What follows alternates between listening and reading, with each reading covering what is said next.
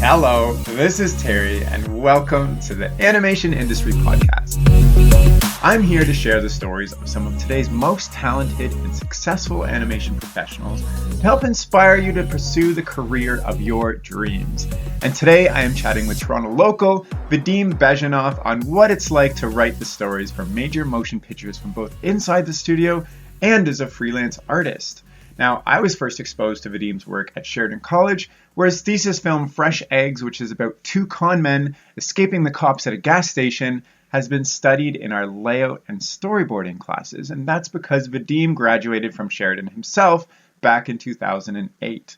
And since then, he's worked for some of the biggest animation studios in the industry, including Dreamworks, Warner Brothers, Rovio, and Blue Sky. In fact, there's a really good chance you've seen some of his work in theaters as he's developed movies like Ice Age, Continental Drift, Smallfoot, Captain Underpants, Rio, and Angry Birds 1 and 2. And he even wrote the Angry Birds short, The Early Hatchling Gets the Worm, which is a story about a cute little chick who befriends her wormy breakfast, which has racked up nearly 40 million views on YouTube. So Vadim, I'm really pumped to chat with you today. Thank you so much for being here. How is it going? It's going good. Yeah, thanks for having me. I'm excited to be on the podcast. Yeah, me too. Thank you. So what kind of, interested you in pursuing animation in the first place? If you can think back to when you were a young boy. For animation, I didn't really have a plan to get into animation. I was just always like the artist kid in school, and always like drew well. And I think it was like in high school where, I had to like start thinking of like, okay, what am I gonna do after that? Like, it's a big decision. Everyone's thinking about it. And then my dad, I think, either read in the paper or something about Sheridan College, and that its animation program was like a, like a famous program, like a successful thing. And then he's like, oh, you could maybe get into movies. You like movies. It could be fun.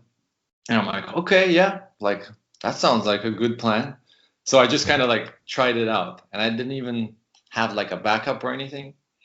And I just kind of applied and got in, and it kind of evolved. I began to like it like more, and then I kind of went more into it, and then liked it even more, and that's kind of how it became.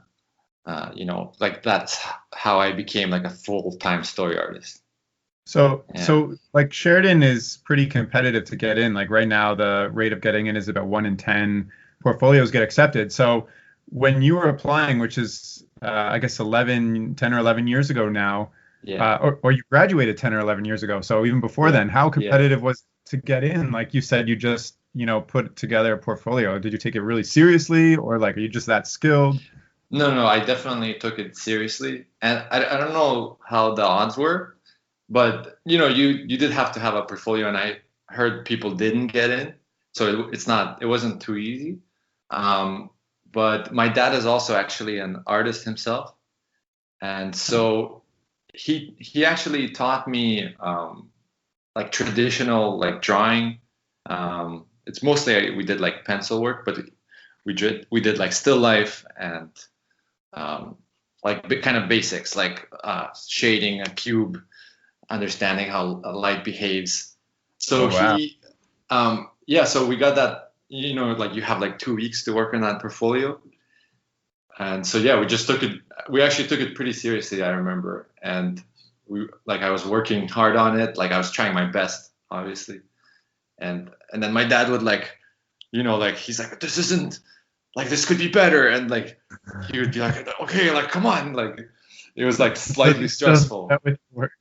What's that? Does he still do that to your work now? Oh, does he do? No, like now I'm like my level has gone high. Now I could look at his stuff and I'm like, hey, maybe like you could push this tree over a little bit, like it might be a little stronger that way.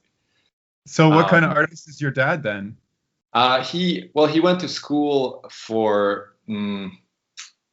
I guess he also learned just traditional art, but he was a graphic designer. Okay. He was a graphic designer, in Ukraine. Like I'm Ukrainian, originally born in Ukraine, And yeah, so he worked as a graphic designer there. He even worked in Canada also as a graphic designer. So now that you're working in movies, how does it feel? Because you had that goal when you were in like high school, and now you're actually doing what you wanted to do. Like, did you reach a point where you're like, wow, I'm actually working on feature films and this is amazing? Yeah, yeah. It was yeah, originally I thought I was gonna do like special effects because I just like explosions and like things like The Mummy. I'd watch The Mummy and like, oh, that's so cool. So I thought I would get into that, but it's just like when you get into it, you learn more about it and then you find out what you really want. Um, but yeah, originally I thought in the Sheridan portfolio, we had to do like a storyboarding of your like your life or something. It's like, what do you expect to get out of Sheridan in a storyboard? I don't know if that assignment, but I drew We myself haven't like done that yet. We've kind of just storyboarded movies like Little Shop of Horrors and stuff like that. I don't know if you had those assignments. no for the portfolio. Oh, no, they gave us two characters and we had to create a four-panel story using those characters and a topic. So when I Oh, applied, the topic was hungry and we got a possum and a clown to storyboard. oh So yeah, I yeah, guess it yeah. changed over time. Well, we had the character that yeah had to open the box, like get surprised or like reaction, and then something after. It was like also a four panel.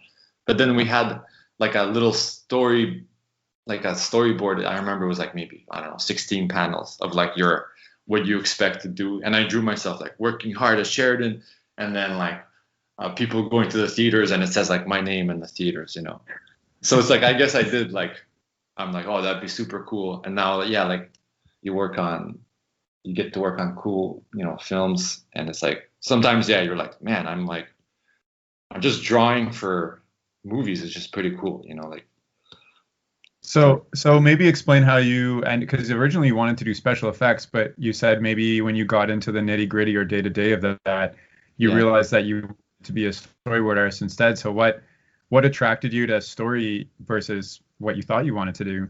Um, I think it's just, well, I got into Sheridan as it was mostly like a drawing, like a traditional kind of skills that they taught, which was great.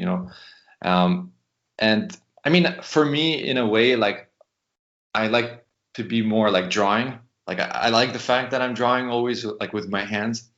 Like maybe, like the other side, like effects. It's like a really still cool thing, but for me, it's like there's so many like options and programs and like sliders and numbers that I kind of like prefer to be more like just drawing. Um, but after I got in, I was in Sheridan. I thought I was going to be a designer. Like up until the well, pretty much in fourth year, I was still like, oh, I'm going to get a design job because I like designing stuff and drawing cool characters. And then um, Blue Sky, they were looking for people at the end of school, and then they're like, "Do you want to do story? Like we have a story opening." And So I'm like, did you get in contact with Blue Sky or did they come to the school or they like, they came on industry day at the end of fourth year. so you're just walking around and you're like, hi, Blue Sky. Well, no, I mean like I was like, "Oh my God, Blue Sky's here!" Like everyone's like trying to talk to them. Yeah. And I luckily got an interview with them, and then they're like, "Oh, you want to do story?" And I'm like, yeah, like sure." Like it's weird because I just kind of go with it, like almost. And then when I started doing story, it's like, story is super cool. Like Oh, nice. it So wasn't all like pre-planned. you didn't have much experience with story before that point, I guess. Like, what do you No. think made your portfolio or interview or whatnot stand out? You said everybody was like kind of talking to Blue Sky, but they contacted you back. Yeah, well, they interviewed a bunch of people. It wasn't just me, but Okay. I think just naturally, like, because my main focus in fourth year was I'm like I gotta try to do the best I can on my film. Like I knew that sometimes companies come and that's what they watch. They watch the film, right? And the film could like make an impression on somebody. So I was just like, okay, just do a good job. Like all you have to do is do a good job on this film, like make it something interesting, you'll automatically stand out, you know. And I wasn't really thinking about like, oh, I'm a designer, so I'm just gonna go like heavy on design and like not on anything else. So I just kind of end up doing a story that I thought was kind of cool, and I just had fun with it. I didn't have a plan, you know, with it. I was just like, make a cool film.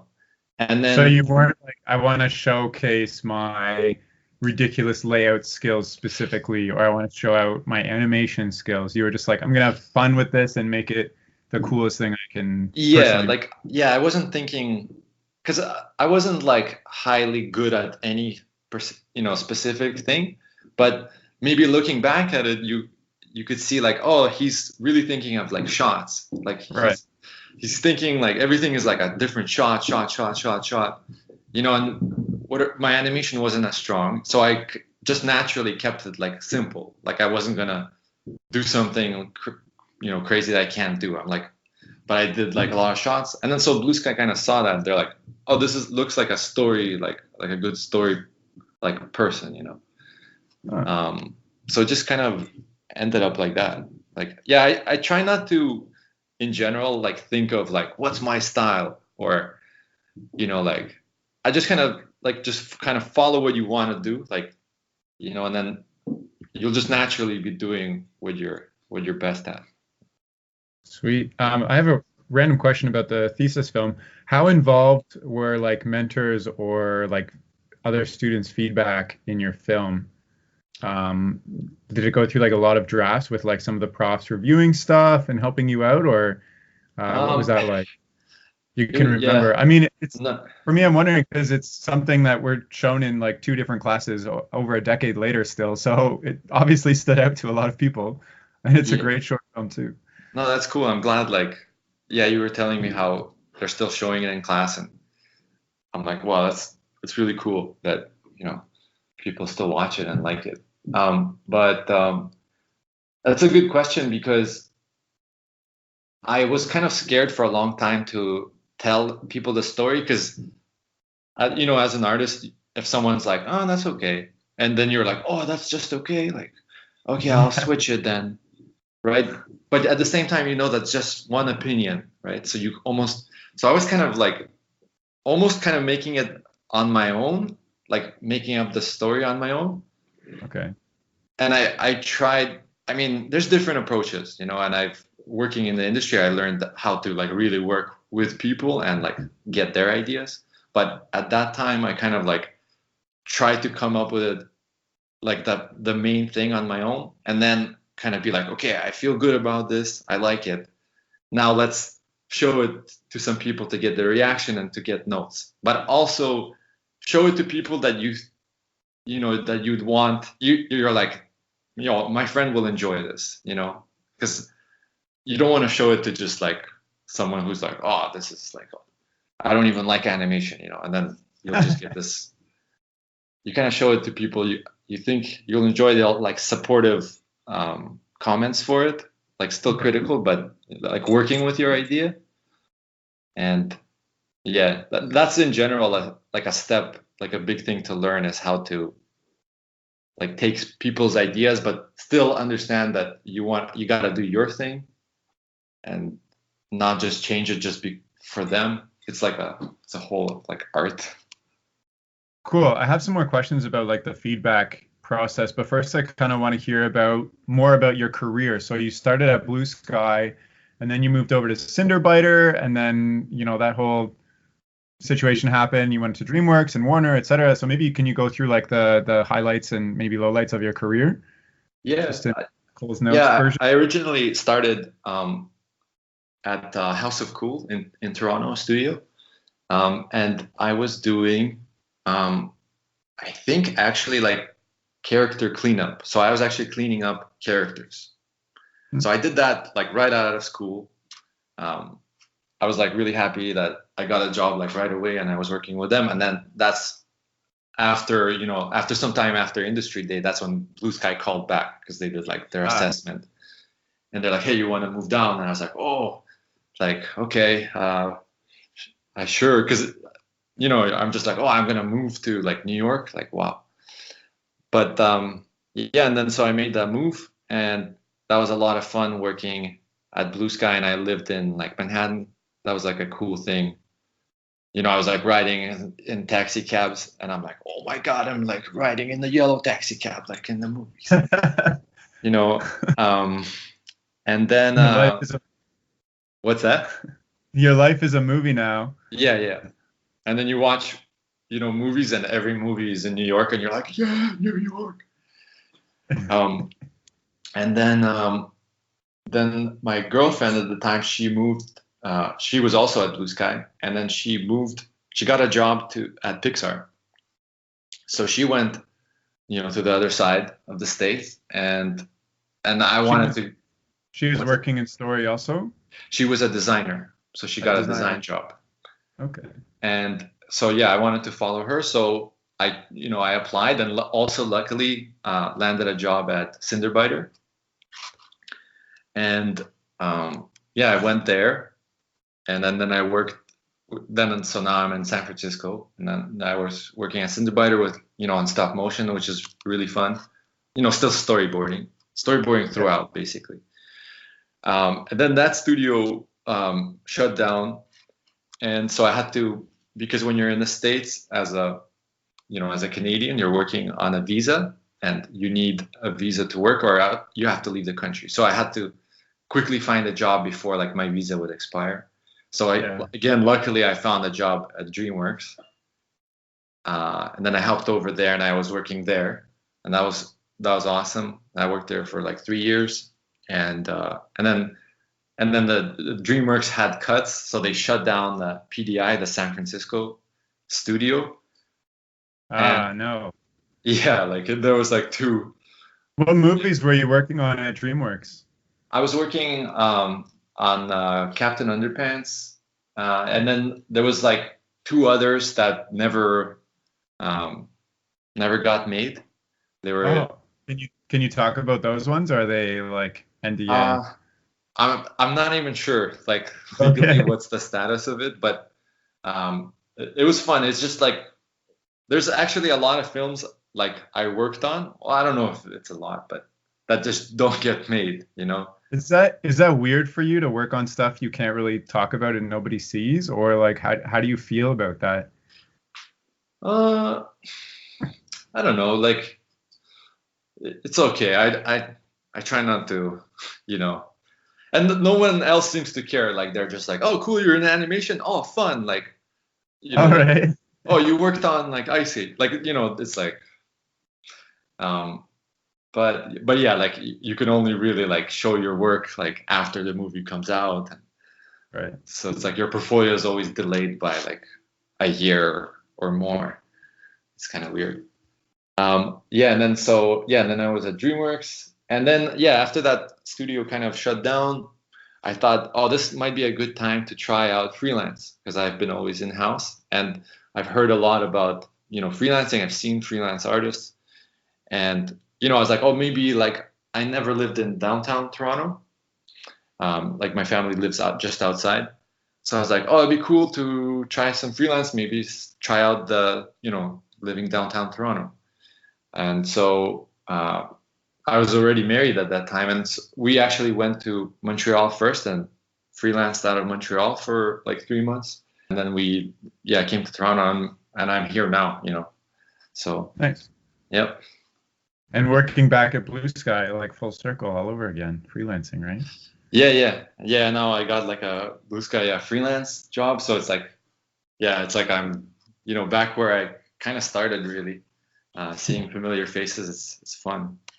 So you've worked at like a whole bunch of different studios and on lots of different projects. Is there like a commonality between everything with story? Can you maybe walk us through like what a typical project or day-to-day looks like for a story artist working on feature films? Yeah, it's usually, well, there's a team of story artists.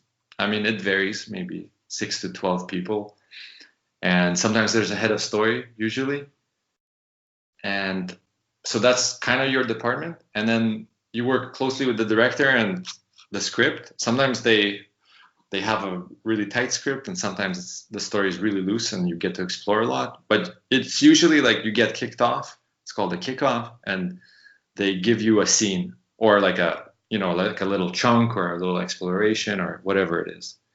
And So they, what does the scene look like? Is it like well, maybe you can just describe what yeah, that's like. well, it'll be like whatever, like it's like a little part in the movie. So it's like, oh, it's the kitchen scene when Okay. the guy is cooking and whatever this happens. So it's like a little isolated kind of chunk, like a self-contained. And then they kind of, based on the script, they kind of read the script and they're like, okay, so this is what's happening, and the director gives you more direction, like I really want him to be sad or whatever. You get all this direction, and then you ask questions. You're like, oh, so do you see it? You just because you're when this is happening, you're like trying to imagine it, like picture it in your head how it would look like. So you're like, oh, do you want to? Is this at nighttime, or does he come in angry, or does this happen like this? Do you want it to be big, or you want to downplay?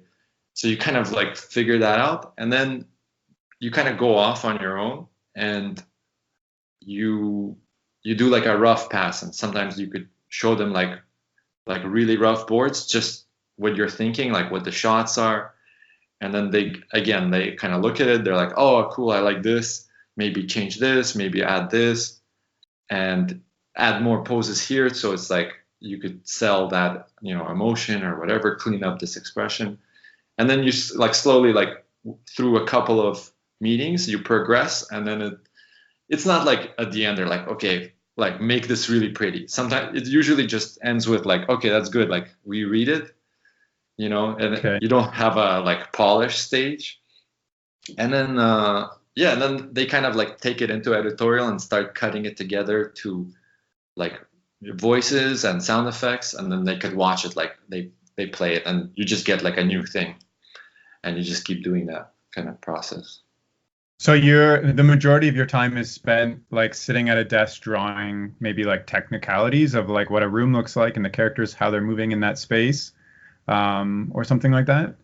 Yeah, I mean, usually you would get the characters from design department, so Okay. what that looks like. If there's locations, you're like, oh, can you send me some design work? So they're like, oh, it's been designed, or sometimes it's not, but they're like, it's like whatever, a cave, and there's But you're still drawing like the character like posing from scratch and stuff, right?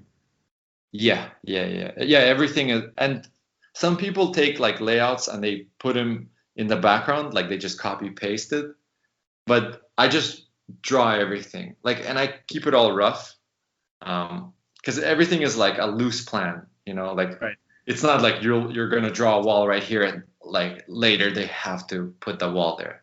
It's just like the idea of like, oh, he's like beside an object, and so yeah, you basically draw everything. Yeah. So you're creating like the overall idea of the scene, and then it's passed on to like animators and whatnot who actually build those objects, and they're not doing it exactly to how you've planned it. They're doing it like with the general idea, or how often do you look at a movie and you're like, oh, this is exactly how I boarded it, versus like, oh, they moved that thing or they put the character somewhere else.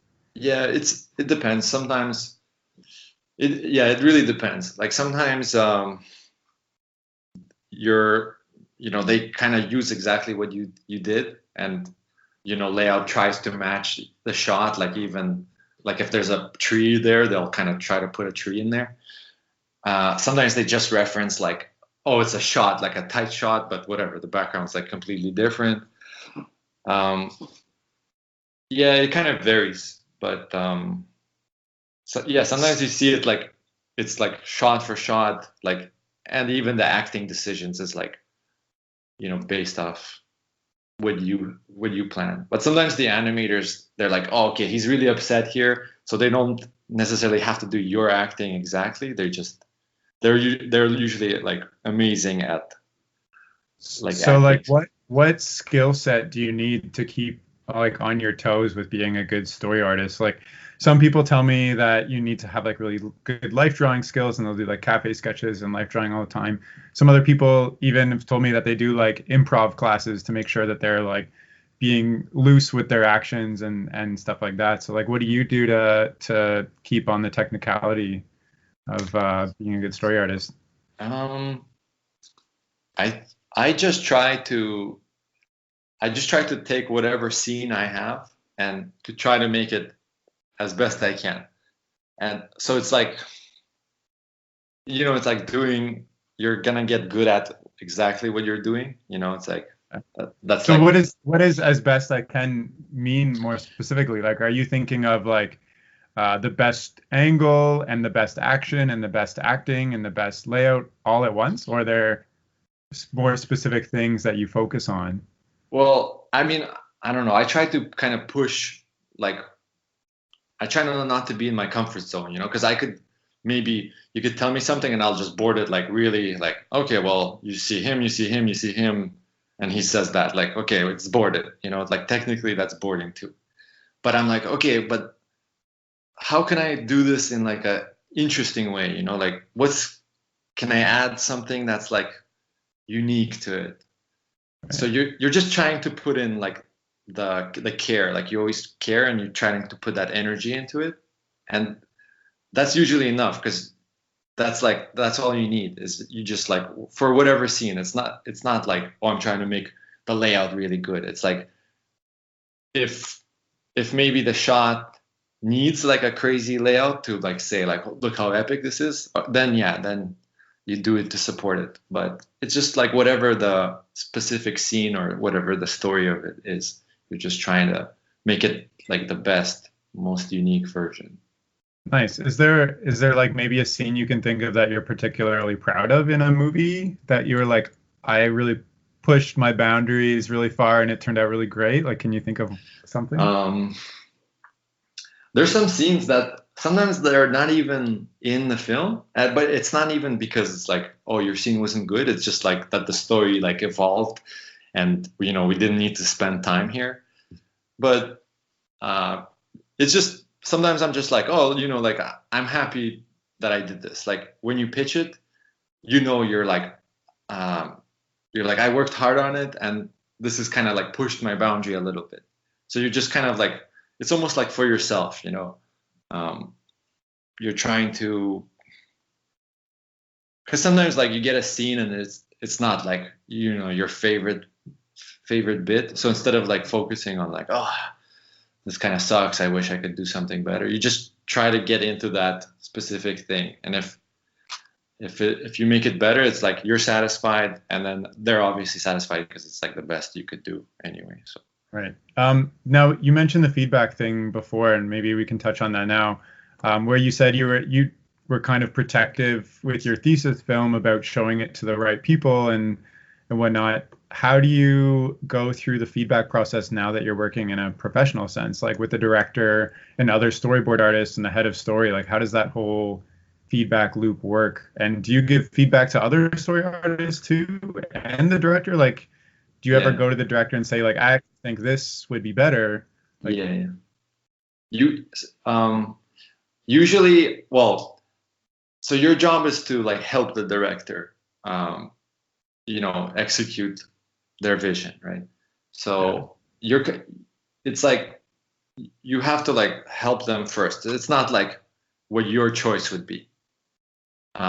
If you see a choice that would benefit, it's not like just personal thing. Is like, oh, this might help your thing if we do it like this. Maybe you could say that, and that's totally fine. And everyone's like, oh, okay, like they'll hear you out, they'll use it, if they like it. And but yeah, you're there to support, the story. So you're like, okay, this is what the director wants, and so I'm gonna try to like go that route. If you have some suggestions, you could say it like, oh, what do you think of this? And then some directors they're looking more for feedback, and some directors are a little bit more like they know what they want.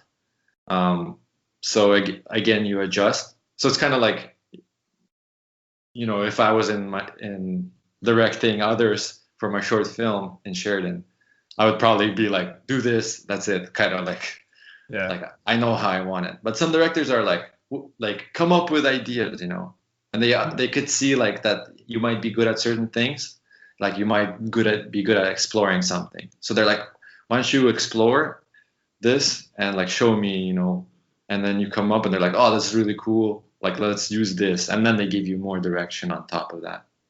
Have you ever been in a situation where you got some feedback and it just sucked to get that feedback? Yeah, yes. I mean, sometimes you're like, you kind of you disagree, or you're like, oh, okay, well, I don't know, I would have made a different choice, right? But you don't like, you don't take it like personally, because, and sometimes you don't even see it until you do it and they cut it together and you're like, oh, you're going for that, I wasn't even thinking in that way.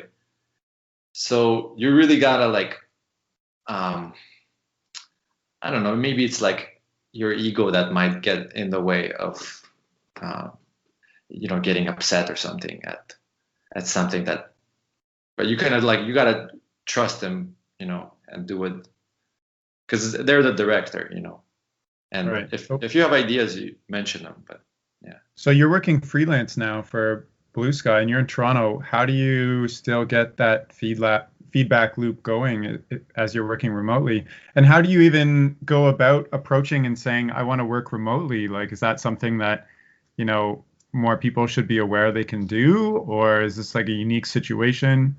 Sorry, that's kind No. of two questions at once. Okay, so The let's do first the one is you're working remotely. How does the feedback loop differ, or how is yeah. it now versus what it was before? Well, the benefit sometimes of being in-house is that you could show your work to other story artists on the team. So you could get like a lot of creative ideas without like the pressure of like, oh, I'm pitching this to the director. Like, Yeah. so you just show them and get ideas quick, or sometimes you're like, what do you think of this? And they're like, oh, just do this. So it's like a very easy way to connect that way.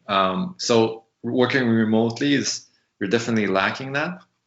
But some studios, they like, you see everyone's pitch, so at least you have a meeting where you get to see everyone's work as it's coming in. So you're like, oh, okay, this is what they're doing. You could feed off each other. But usually, you know, it's the director, when they give you feedback, it's usually like a meeting, like, well, sometimes there's other artists too, but it's always kind of the same, remote or not remote. You're just talking to the director back and forth. So that doesn't really change. It's really like the other artists that you don't have as much access to. So sometimes like I would just, go and see my friends who are also like working remote, and just kind of like talk to them and like see what they're working on, and just kind of get inspired to like, because it's good to see other people's work, not just you're in this bubble alone. Yeah. Cool. And I guess the second part was like, how did you end up as a freelance for Blue Sky? Is this something that's becoming more common, or is this a unique situation you're in? Like, I'm wondering. Yeah. I'm just wondering about the visa thing. Like, I'm a Canadian myself, so does it make more sense to be like, or maybe it's more stable or something, to try to seek freelance jobs rather than going to travel to the US? It depends. Like, I mean, it's really just like applying for a job, right?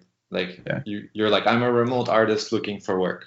So, if they're looking for a remote artist, okay. Or you're like, I'm in the area, like I could move. So that kind of depends, but freelance is becoming, I would say, like more common, because of whatever technology, and they could send you stuff faster, easier, internet's better. And it's like, it doesn't feel like, oh, we got to connect with him. It's so hard, and it's like laggy, and he's always freezing, and like the technology is making it like, it's like I'm really kind of like there, but Right. you just have to call me to talk to me.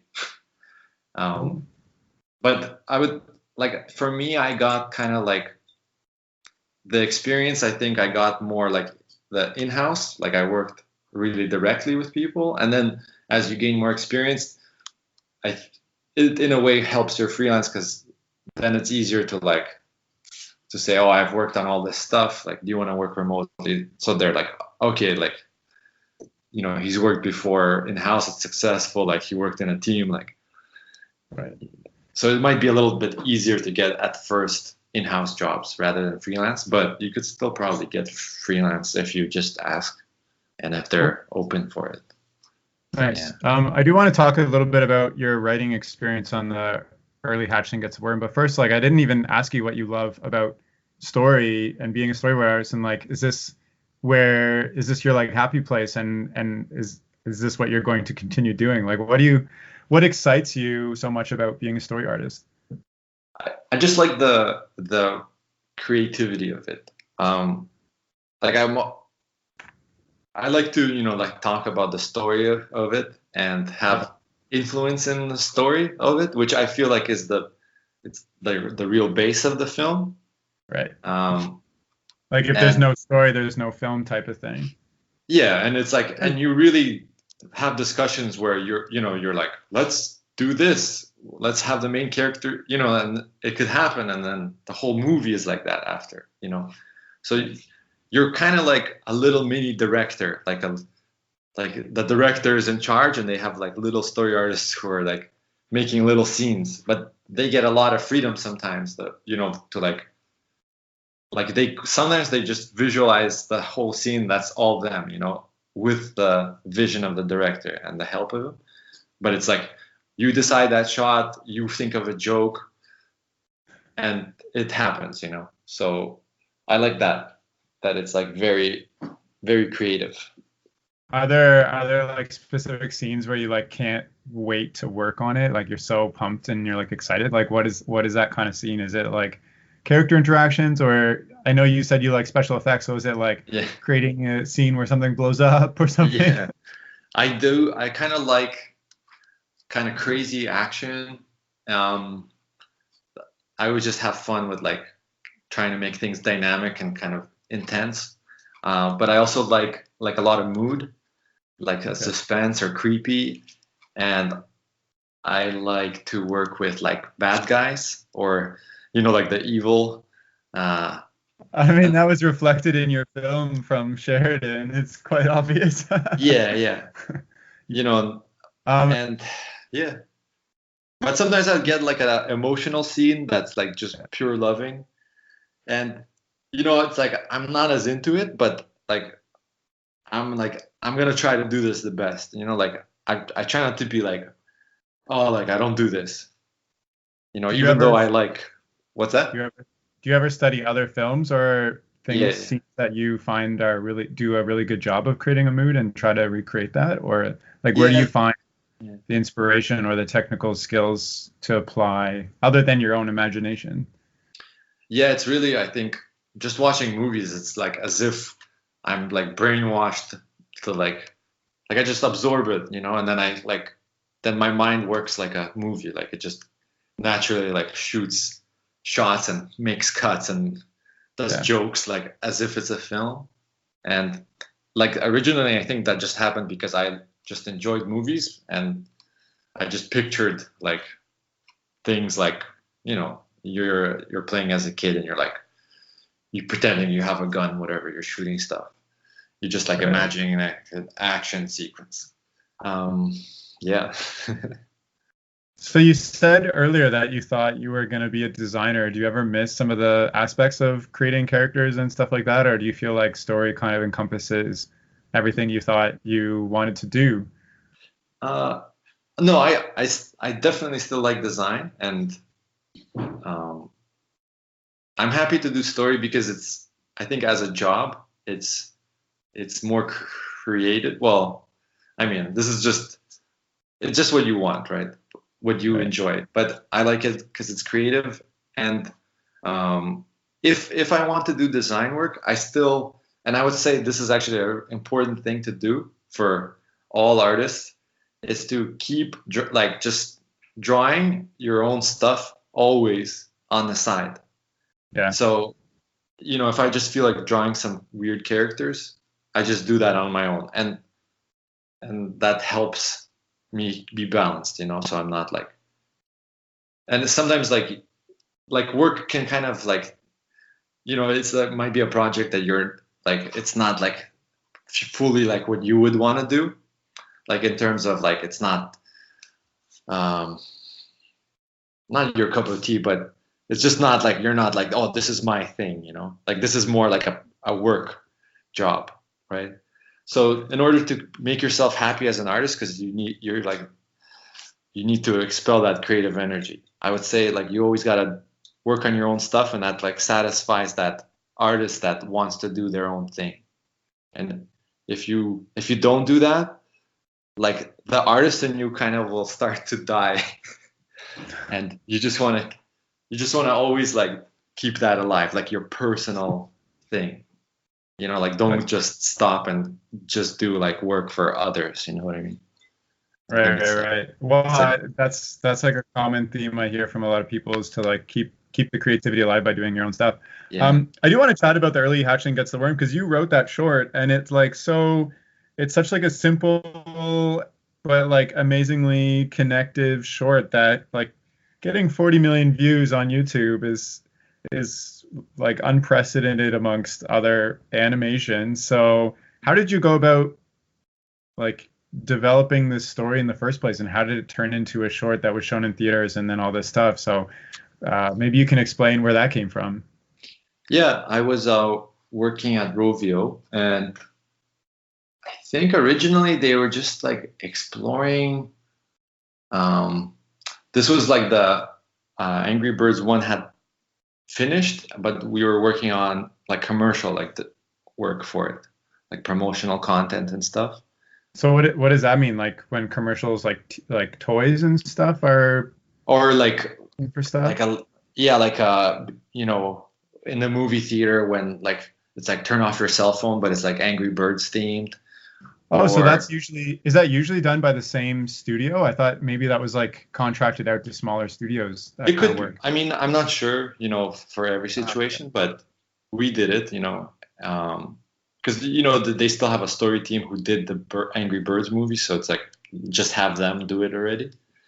Right. If you could still pay them, but yeah, originally it was just like I think I just came up with like a page of little sketches of like this like little hatchling girl like having a friend worm, because I'm like, oh, okay, like instead of eating it, she's gonna be friends with it, and then I'm like, what can she do? And then it's like, oh, she could like walk in the park with it, have tea, play dress up, like all this. And I drew all these little moments, and then I just kind of pitched it to them, and they're like, oh, we really like that. Let's make that like a short, because I think they were also trying to think of a short to release to get people excited for the movie. Who's they? Like the director or the producer, director? Yeah, kind of like. So you're just doodling at your desk and you're like, no, but it was for an assignment. It was like, it was something like come up with some funny characters that maybe it was for like, sometimes like on Instagram they could have like something runs in or whatever, like some kind of ad little thing. So I just came up with her, and then they liked it, and then it was like very simple. Like it's almost like I already came up with the whole story just in that one little drawing. It was like, oh, she's friends, she does all this thing, and then they're like, well, if I have to make a little short about it, just have her like lose him at the end. Oh no, what happened? And then you see like another one almost eating the worm, and then she rescues it. And it's like, oh, it's all good. So it's just like a simple, little sweet thing. And yeah, and I think it's like also when you're like talking about this so nonchalantly, like, oh yeah, whatever, like just so simple. Well, I mean, that's kind of how it happened, but right, it's the fact that a big studio releases it, and then they get the money behind and then that's how so much people watch it. It's not like necessarily like if I just made it on my own, it would have like skyrocketed. Right. Okay. But you just get to see like, oh, with a little bit of money behind you, your work can just, it's like, there's like, pirated versions on Instagram, and it's like millions of views, and then you read the comments, oh my God, it's so cute. And you're like, whoa, this is weird. There's like, all these people are like commenting on this thing. How does that feel, other than weird, I guess? Like, do you want to keep doing stuff like that, or is it just a one-off thing for you? No, I mean, I would enjoy if someone said like, oh, come up with a short or whatever. I would like jump on that opportunity. Yeah. So that's really fun. And yeah, it's like, you're like, wow, a lot of people saw it. And then you're reading the comments and you're like, I wonder like if there's going to be haters for this. but like for that short, it's like, No haters. well, it's like haters don't watch. It's too sweet for like haters. It's too sweet for it. Okay, Like that's haters watch like, other stuff that you could hate on a little bit more. It's like, what are you gonna say? It's just like a little cute thing, it's too cute, maybe. But yeah, I was surprised. I'm like, not as much hate as I thought. Excellent. Yeah. Sweet. Yeah, well, what like overall in your because you're quite a seasoned story artist, have there been specific situations or skills that you've specifically taken advantage of that have gotten you to where you are now? Because like it kind of not to like diminish it, but like you kind of fell into storyboarding almost not by accident, but like it wasn't intentional, I guess, at the beginning. So looking back, like what would you say are your biggest advantages in pursuing this career? Well, I guess one is that I do enjoy storyboarding. Like, even though it wasn't planned, I still enjoy it. Like if I didn't, I'd probably switch out of it.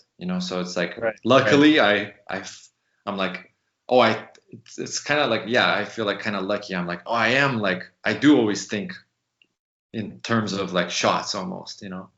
and that's what interests me. So in a way, that's kind of, yeah, it just happened to be like that. What was the second part of your question? Just were there any specific advantages, like people you met or Oh, opportunities that you yeah. pursued that got you to where you are? Yeah, Or I mean, what would you go back and say to your younger self to focus on this career?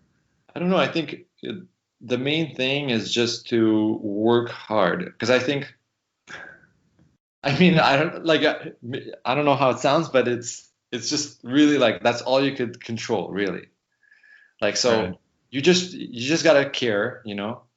and put in the effort, and then that work is gonna show itself. Like that's like a very simple, like, and you're be like a good person, and then you're gonna meet people, and they're gonna be like, oh, he's nice to work with, like you're trying, and then they also like hook you up like later, like they're like, hey, we're looking for people, like, are you available? So you develop connections that way, so that helps a lot. But I mean, yeah, like just the more work you put into it, it's like that's what you're gonna get out of it, like how much you put into it.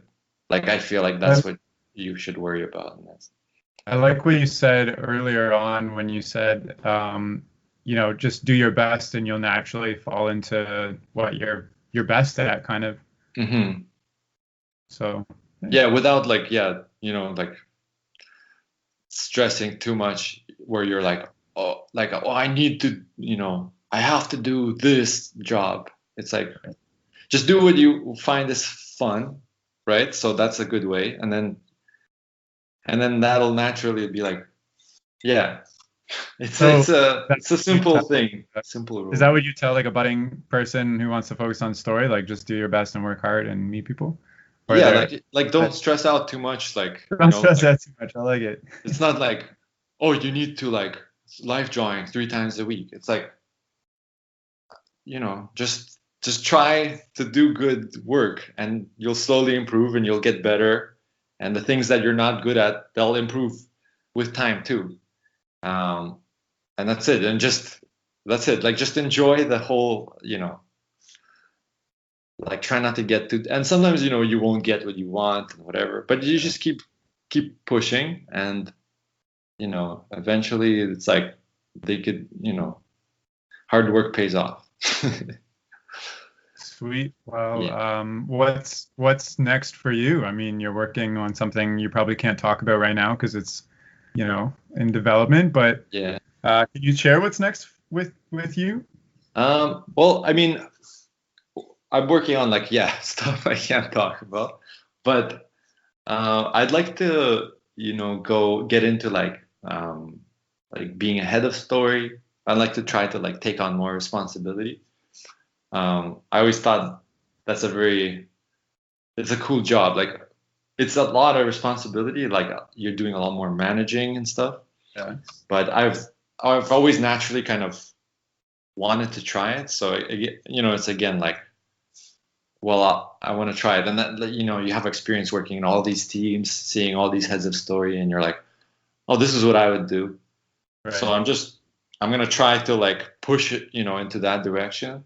So a head of story would be managing all the story artists on the show and like putting all the scenes together and stuff.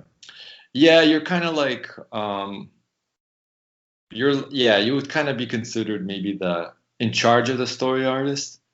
Like they still do the same thing. It's not like you tell them what to do, but you just kind of manage them a bit. You could help out. I mean, I haven't done the job, so I can't really comment on it, but it's like in between the director and the head of, or in the story department. It's like that. So how do you think you'll get to the what's the gap between where you're at right now and this head of story? Like how would you get there? Well, you have to like start, thinking of yourself as you're like, I'm gonna do this.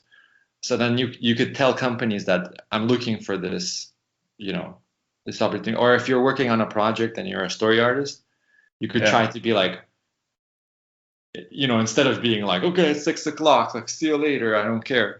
You're like, right. You care about the story, show them that, oh, you're a person who could be a head of story. You're like, you care, you're invested.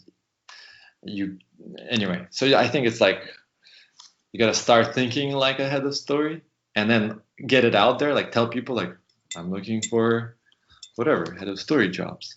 And right. And that's eventually how Cool. And then we'll have to do a recap once you're head of story. yeah. That seems like a whole other like set of challenges. Yeah. Because you're like managing people now, and like managing people seems like it's not an easy job. And that's like, you haven't done that before, you're just like on your own. Right. Yeah. Yeah. Well, it's also really ambitious. And I think, you've got a lot of experience and worked on some really cool projects. So I have no doubt you'll get there. This has been a great talk, but do you have anything you want to add or like into what we're chatting about? Anything I left out or anything like that? Well, one funny thing I just thought of before was in Sheridan when there was an assignment that was like rotate a chair. Okay. In space, right? You're like, draw this chair, then draw it again, but looking down and up. And I'm like, this is stupid. Like, this assignment is so boring. But then you're like, I do this all the time in my job. Like, you have to. Yeah. Well, it's kind of like you have to be able to rotate anything, because they're like, oh, we like your upshot on this, but like, why don't you put the camera way down low? So you have to like do the same thing, but like, so that's actually a really like important assignment that I completely like was dismissive of. Well, we haven't done a chair rotating assignment before or yet, but when we get there, I'll remember this. Yeah. I think it was a layout class or something. We designed the chair and then, it's like rotated, keep the proportions the same. But, another interesting thing I would say is, well, it's like, it's good for people starting, because I was like, I was not that good. Like, and I remember when I got the Blue Sky job, the first job, and they're like, okay, you're going to be a story artist. I started as a junior story artist at Blue Sky, but I'm like, man, I'm going to be with like professional story artists at Blue Sky, like feature level. And I'm like, I've never even done this. Like the most story I done was like, we had like a small class in Sheridan, like a very small class, but my film was like the most I did story. And I was like, oh my God. And then I'm like, I never even drew the same character, like in different poses. Like I always just draw like the same character, that like one pose. And I'm like, well, that's that character.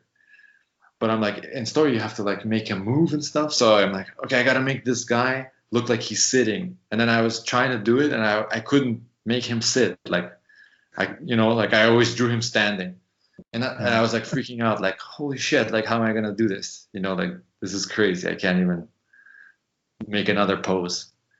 But like, again, like you kind of whatever, you suck at first, But then did you have like, did people help you, or like, yeah, how yeah. did you build up that skill over time Well, as yeah, a, people help you for sure. Like there was friends, and everyone understands you're like, oh, you just came out of school, okay. and okay, you're not gonna have the best like drawing skills or whatever.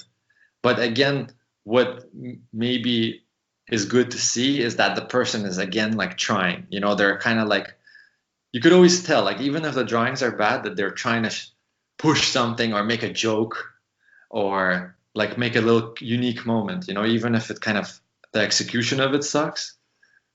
It's like So they're like, do you see junior story artists coming now who are struggling with making people sit? And do you well, remember I that? don't know. They all seem to be pretty good nowadays, Oh but no. I'm sure there are people still feel like that. That they're like, whatever, I suck or something. But I'm like, Well, dude, I sucked I hard. mean, I feel a lot of pressure to like be like the best I can be possible in every subject, and I'm only in like year one, so it's encouraging to hear that you didn't have it all figured out either when you graduated. Because right now I feel like I need to be super professional before I even like start looking for an internship or something. So No, it's like, I mean, you're gonna do the best you could do, right? So just with that thought, like as long as you tried, yeah, like then you don't need to stress extra because you're like, well, this is the best I can do. Like if right. it sucks, it just sucks because that's where I'm at. But I Like will move on. improve. Yeah, Yeah, I will improve, and you do improve. But also it's a slow process. Like you right. don't, people want things like really fast these days. Like, oh, I want to be like that guy on Instagram who's super good. Like, why am I not that Right. good? It's like, well, dude, he was drawing for 10 years. Like just relax. Like Right. you will No, I improve. do that too. Yeah, like sometimes I get stuck like Yeah, reworking and working the same thing over and over and over again, trying to make it perfect instead of just like moving yeah, on to the next thing. And also, yeah, on Instagram, like I follow lots of people who have like 100,000 followers, 500,000 followers. I'm like, I'm not as good as them yet. What's wrong with me? But yeah, I think it's good to just chill and like not be yeah, stressed about it. yeah. I mean, like it's.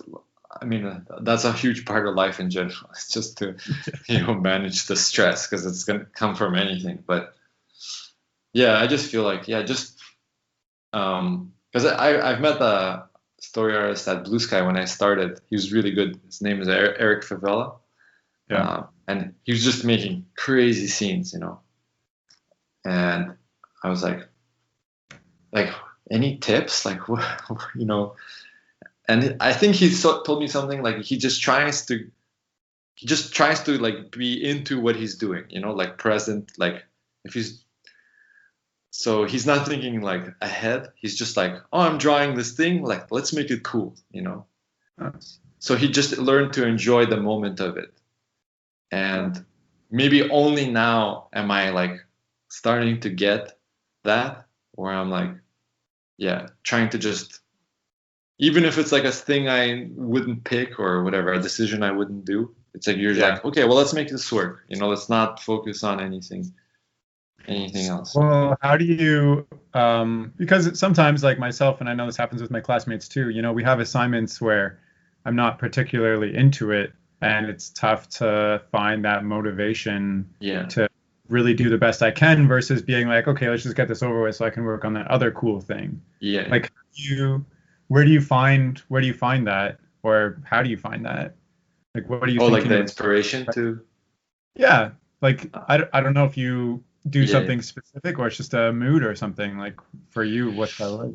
I mean, there's all different tricks, whatever works at the moment. Like sometimes, like if you're like, oh, I can't think of like character design, like I would have a folder of like just tons of character, like things from the internet that I pulled, and I just like Yeah, cycle through it and like brainwash myself into like, and then it's easier to draw like characters after you've just seen a million of them. right. Um, Yeah, so it's like, but it's like a trick, it's obviously not good, but it's like to get you into it. Or sometimes you're inspired by seeing a friend's sketchbook. You're like, oh man, you're like drawing so much. Like now I want to. Or if it's a scene, like you could like, oh, I have like a battle scene, and you're like, let's maybe watch a Saving Private Ryan battle scene, and you get like inspired like that. Oh, that's good. I like that. So there's many like little tricks that you could try to get sometimes you need a break. You need to go and like do something physical and just come back to it. Sometimes you need to sleep on it. Sometimes you're just tired, so it's just like, sometimes you just gotta think of the money. You're like, this is so boring, but you're like, I'm getting paid. Like, I'm getting paid. Yes, like that's a good thing. Let's get paid. And then you like get yourself through that. Because, it seems like artistic things, like sometimes you just don't feel like doing it, right? You're not like a machine. You can't just keep doing the same thing. You're like, I don't know, I'm not feeling it, and maybe sometimes it's like you take like half a day off or whatever, or just go for a walk, just relax. And you're like, it's not going to come right now. Like, don't force it. But, it's not like there's a trick to not have a challenge, it's like you're just going to have to suffer sometimes. And that's it. Like, it's not too bad, Nice. Well, that's encouraging to hear. I mean, sometimes I'm just like sitting on my couch feeling really frustrated that the ideas aren't coming, but I also have that big folder of inspirational things I find on Instagram and the internet and stuff that I'm constantly looking into. So yeah, that helps a lot to see others. Yeah. I mean, like, this has been a really great talk. I'm really happy that we got to connect and chat, and you've worked on a lot of cool things. And I remember seeing that early Hatchling Gets the Worm, like probably on Instagram or Reddit or something, and being like, this is so cute. And I'm talking to the guy who wrote it. Also seeing your short film in class too. So, and it's funny because the short film is like, it's not at all like the Hatchling short. It's like, what, this person made this? But there's like we saw it in like layout class because you did such a great job drawing like the cars and stuff, and he used it when we were like drawing cars in perspective. He used it as an example, and we saw it in storyboard class because obviously you're a storyboard artist now, and it was clearly being shown in your work way back then. So no, that's cool. I'm glad, like, people still watch it and share it, and they play it for students, and students seem to like it. That's just cool to hear. Thanks for having me on. That's really cool. Thank you. And sweet. Well, thanks so much for coming on. And just before we go, if you want to get in touch with Vadim, you can reach out to him on LinkedIn, which is just his name, or on Instagram under Vadim Appalooza, and I will include the links to those in the podcast description. So again, thank you for listening, and thank you, Vadim, for being here. That's all for now. Thanks a lot. It was fun. Okay. Thank you. Thank you. Okay, bye. Okay, bye-bye.